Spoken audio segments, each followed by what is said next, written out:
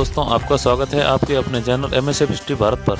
MSF history Bharat channel लेकर आया special series Bharat के वीरों की शौर्य गाथा, जन्म से लेकर शहीद होने तक की पूरी कहानी। स्पेशल सीरीज भारत के वीरों की शौर्य गाथा एपिसोड 18 में आज हम आपको बताएंगे परमवीर चक्र विजेता कैप्टन मनोज कुमार पांडे की पूरी कहानी।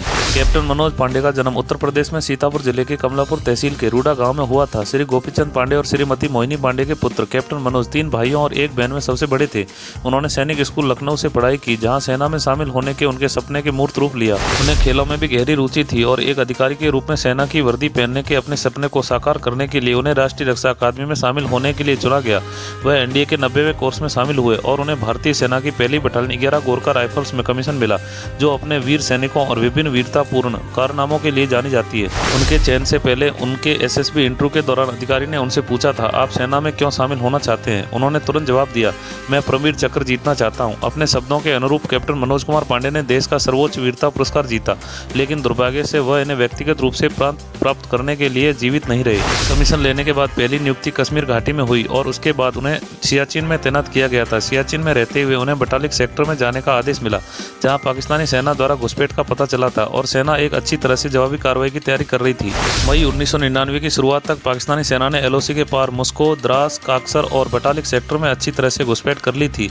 एलओसी के पास घुसपैठ की सीमा प्रत्येक सेक्टर में 4 से 8 किलोमीटर तक थी। कई महत्वपूर्ण बिंदुओं पर न तो तोपखाने और न ही वायु शक्ति दुश्मन सेना को हटा सकती थी। भारतीय सेना के पास सीधे हमले के लिए सैनिकों को भेजने के अलावा कोई विकल्प नहीं था। ऐसे ही एक मिशन की योजना बटालिक सेक्टर में बनाई गई थी और खालूबार पर कब्जा करने का काम 111 जीआर की ब्राउ कंपनी को दिया गया था, जिसमें कैप्टन मनोज 5 प्लाटून की कमान संभाल रहे थे। इससे पहले कैप्टन मनोज भी उस टीम का हिस्सा थे जिसने जोबार टॉप पर कब्जा किया था और वहां पहली पोस्ट स्थापित की थी। 2 या 3 जुलाई 1999 की रात को कैप्टन मनोज अपने सैनिकों के साथ खालूबार के रास्ते में 19,700 फीट की ऊंचाई पर स्थित पहलवान चौकी के लिए रवाना हुए।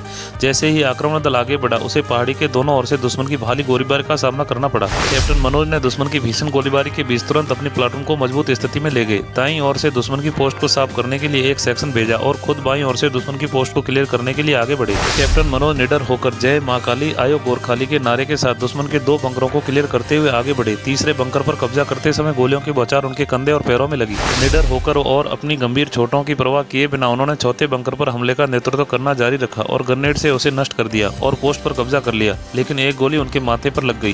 कैप्टन मनोज दुश्मन से लड़ते हुए 24 साल की उम्र में शहीद हो गए। कैप्टन मनोज की कमान के तहत सैनिकों ने 6 बंकरों पर कब्जा कर लिया और एक एयर डिफेंस राइफल सहित हथियारों और गोला बारूद का अच्छा भंडार प्राप्त करने के अलावा 11 दुश्मन सैनिकों को मार डाला। खालूबार पर कब्जा कर लिया गया और कैप्टन मनोज पांडे ने अपने सर्वोच्च बलिदान से न केवल अदम्य साहस और बहादुरी की मिसाल कायम की, बल्कि कारगिल युद्ध की दिशा बदल दी। कैप्टन मनोज कुमार पांडे को उनके उत्कर्ष, साहस, नेतृत्व और कर्तव्य के प्रति समर्पण के लिए देश का सर्वोच्च वीरता पुरस्कार मरणोपरांत परमवीर चक्र दिया गया। हमारे द्वारा दी गई जानकारी अगर आपको अच्छी लगे तो हमारे चैनल को सब्सक्राइब कीजिए और वीडियो को लाइक और शेयर जरूर कीजिए। जय हिंद।